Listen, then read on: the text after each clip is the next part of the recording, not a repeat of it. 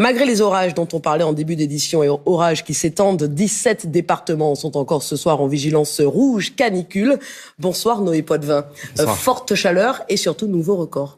Oui Karine, des températures inédites ce jeudi, surtout concentrées dans le sud-est du pays et en Occitanie. Regardez, 41,4 degrés à Lyon, record absolu. Depuis 2003, il n'avait jamais fait plus de 40,5 degrés.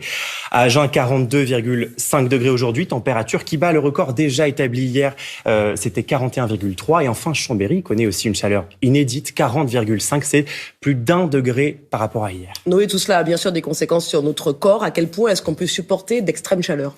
40 à 50 degrés Celsius. Ce serait, Karine, la température maximale que le corps pourrait supporter.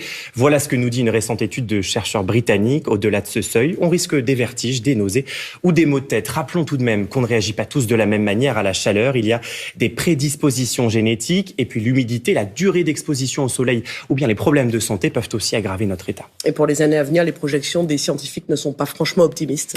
Non, les experts du GIEC sont formels. Dans les années à venir, les canicules seront plus fréquentes, plus intenses et plus précoces. En clair, si nous continuons à émettre autant de gaz à effet de serre, les vagues de chaleur qu'on vit cet été en France deviendront la norme. À Lyon, par exemple, jusqu'au début des années 2000, on vivait environ 10 jours de canicule par an. En 2040, ce sera 35 jours selon une projection de l'Institut de recherche pour le développement. Nous voilà prévenus. Merci beaucoup, Noé Poitvin.